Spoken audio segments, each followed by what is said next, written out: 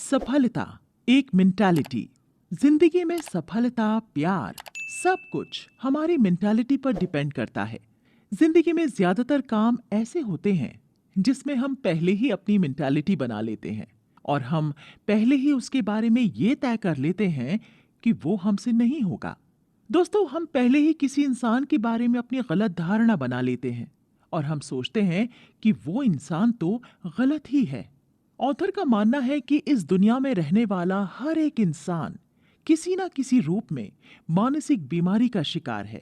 अब ये बात सुनने में बड़ी ही कड़वी लगती है दोस्तों, लेकिन सच ये है कि हर एक इंसान मेंटली बीमार है और इसी के साथ ये भी सच है कि ये हमें दिखाई नहीं देती है।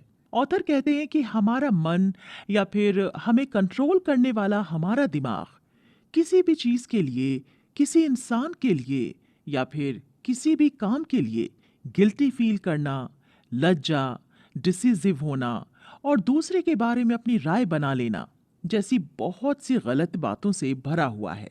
ये सभी बातें हमारे दिल और दिमाग में इस तरह से बैठी हुई हैं कि हमें पता ही नहीं चलता कि ऐसे दुश्मन हमारे अंदर छुपे हुए हैं। दिमाग की गहराई में बैठे इन दुश्मनों के कारण इन्होंने जो रिजल्ट दिखाए, हम उन्हें ही सच मान बैठते हैं और उसी के अकॉर्डिंग अपना बिहेवियर बनाकर उसे ही शो करने लगते हैं। दोस्तों, कुछ कहानियों के माध्यम से हम इसे समझने की कोशिश करेंगे। एक बार स्वामी विवेकानंद कहीं जा रहे थे। जिस रास्ते से वो जा रहे थे, वो रास्ता एकदम सुनसान था। उस रास्ते पर कुछ दूर चलने के बाद स्वामी विवेकानंद ने देखा कि कुछ बंदर उनका पीछा करने लगे हैं। विवेकानंद जी को डर लगा और वो तेज चलने लगे। स्वामी विवेकानंद जी को तेज चलता देखकर बंदर भी तेज चलने लगे। बंदरों को तेजी से अपनी तरफ आता देखकर स्वामी जी तेज दौड़ने लगे तो बंदर भी दौड़ने लगे।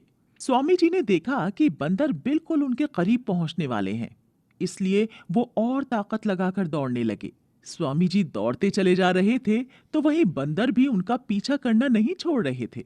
कहीं दूर बैठा एक इंसान इस पूरे नजारे को देख रहा था। उसने स्वामी जी को आवाज लगाकर कहा, महाराज, आप जितना तेज दौड़ेंगे ये बंदर भी उतना ही तेज आपके पीछे दौड़ेंगे। अगर इन बंदरों से अपना पीछा छुड़ाना है तो अपने दौड़ने की दिशा को बदल दीजिए। तो दोस्तों, अगर आप अपनी दिशा बदलकर बंदरों की तरफ दौड़ना शुरू करेंगे तो ये बंदर आपका पीछा करना छोड़ देंगे। स्वामी विवेकानंद जी को दूर बैठे उस इंसान की बात समझ आ गई और उस इंसान की बात मानकर विवेकानंद जी तेजी से बंदरों की तरफ दौड़ने लगे। इस बार रिजल्ट पूरी तरह से बदल चुका था। विवेकानंद जी को अपनी तरफ आता देखकर बंदर डर के मारे इधर उधर भाग गए और उन्होंने स्वामी विवेकानंद जी का पीछा छोड़ दिया। लेकिन दोस्तों, जरा सोचिए कि ऐसा क्यों हुआ। ऐसा इसलिए हुआ क्योंकि स्वामी जी के मन में बंदरों से जुड़ा डर पहले से ही बैठा हुआ था। इस कारण से वो बंदरों का सामना करने की हिम्मत नहीं जुटा पा रहे थे। हम सभी को भी यही लगता है कि अगर हम बंदरों के सामने जाएंगे तो वो हमें काट लेंगे। ठीक ऐसा ही डर स्वामी जी के मन में भी बैठा हुआ था। यही कारण है कि बंदर को देखते ही हम दौड़ने लगते हैं या फिर छिप जाते हैं। ऐसे पता नहीं कितने ही डर हमारे दिल और दिमाग में बड़ी गहराई तक बैठे हुए हैं।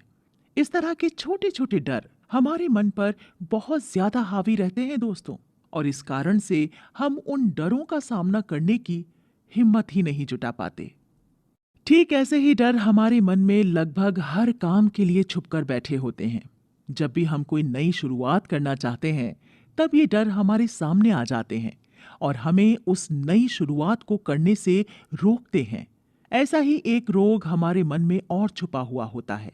वो ये है कि बहुत से लोग हमारे आसपास ऐसे होते हैं जो कोई भी काम करने का डिसीजन खुद नहीं ले पाते हैं। उन्हें ऐसे समय में कोई एक ऐसा इंसान चाहिए जो उन्हें ये बता सके कि उसे काम शुरू करना चाहिए या नहीं। दोस्तों, ये भी एक तरह का रोग ही है जो हमें काम करने से रोकता है। ऑथर के अनुसार हर एक इंसान जब कोई नई शुरुआत करने की कोशिश करता है, तब उसके मन में एक अजीब सा डर छिपा रहता है। क्या ये काम पूरा होगा? क्या मैं इस काम में सफल हो पाऊंगा? इस कारण से कई बार तो ऐसा भी होता है कि इन सवालों के जवाब नहीं मिल पाने की स्थिति में इंसान उस काम को शुरू ही नहीं कर पाता है। इसका रिजल्ट ये होता है कि उस काम को कोई और शुरू करके बड़ा प्रॉफिट कमा ले जाता है। इस तरह की सिचुएशन में ऐसे इंसान हर समय एक ही बात के बारे में सोचते रहते हैं कि उन्हें कोई ऐसा इंसान मिले जो उन्हें डिसीजन लेने में उनकी हेल्प कर सके, और जब उन्हें ऐसा कोई इंसान नहीं मिल पाता तो वो खुद से कोई डिसीजन ले ही नहीं पाते। ऐसे बहुत से एग्जाम्पल्स आज के टाइम में बड़ी ही आसानी से देखे जा सकते हैं। आज हमारे देश में बेरोजगारी की समस्या बहुत है। दुनिया की कोई भी सरकार अपने देश के सभी नागरिकों को गवर्नमेंट जॉब प्रोवाइड नहीं करवा सकती। ऐसी सिचुएशन में अपनी कंट्री में ही जॉब क्रिएट करनी होती हैं। लेकिन ऐसे मामलों में हमारे देश की स्थिति विदेशों की तुलना में बहुत ज्यादा खराब है। विदेशों में इंसान अपने खुद के काम की शुरुआत करता है और जॉब क्रिएट करता है, लेकिन हमारे यहाँ का यूथ इस इंतजार में बैठा रहता है कि कब उसे गवर्नमेंट जॉब मिले।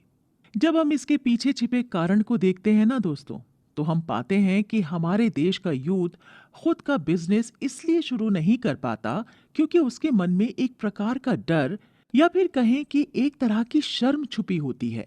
हमारे आसपास ऐसे बहुत सारे यूथ मिल जाएंगे जिन्होंने BA, BEd, BSc, BTech, medical science की पढ़ाई की है, लेकिन उन्हें जॉब नहीं मिली। अब उनकी मेंटालिटी ये रहती है कि जब उन्होंने इतनी अच्छी पढ़ाई की है और बड़ी बड़ी प्रोफेशनल कोर्सेज की पढ़ाई की है तो वो कोई छोटा मोटा काम नहीं कर सकते।